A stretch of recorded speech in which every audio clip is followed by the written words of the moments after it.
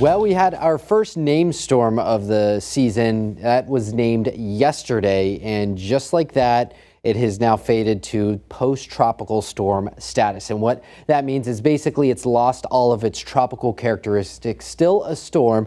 There's Arthur right there. You see how ragged this looks. It doesn't have that look of a normal hurricane, and we're expecting this system to make its way to the south, almost due south after a big right-hand turn, and eventually impact Bermuda as a tropical depression or a post-tropical depression. Sustained winds right now at 60 miles per hour. The good news is not expected to strengthen or reform into a hurricane. Now, as far as our tropical climatology goes, we're still way early in the grand scheme of all of this. June 1st, typical date for hurricane season to start, and then we really start to ramp things up late August and into September. So we're right here.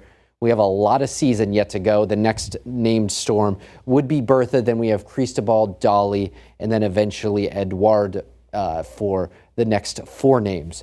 Our Six Flags Skycam showing the cloudy skies, well, the partly cloudy skies with the high cirrus clouds that are in place, but still quite a bit of sunshine that's sneaking through some of those cirrus clouds. Really comfortable stuff. The humidity values have been low with that northeast wind. Our temperatures have been sort of held in check because of that wind too. We're in the middle 60s in Springfield, 63 in Charlemont, upper 50s in Blandford. We're going to do a couple degrees better heading into tomorrow, back to near seasonal average temperatures for your Wednesday. Satellite radar dry, nothing to worry about. Same story as we expand the view. A few more ribbons of clouds as you go into the shoreline of Connecticut and out towards Albany. We're going to remain clear heading into tonight and tomorrow. There's our tropical system that's spinning out in the Atlantic. That's going to take a beeline to the south, and our moisture-ridden storm out in the Midwest. This is bringing flooding conditions to them while we remain sunny and really, really nice. In fact, tonight falling into the upper 30s, a chilly start to the day.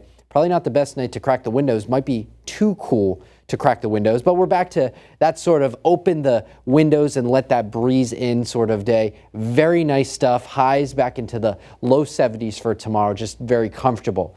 Dry throughout the weekend and into next week. And then we change over to just not just windows open sort of weather, but ACs on weather as you go into the next 8 to 14 days. This pattern of warm weather will continue for the foreseeable future. So we're at 76 degrees for Memorial Day, and then heading into next week back to near 80 degrees for next Tuesday. Beth, back to you.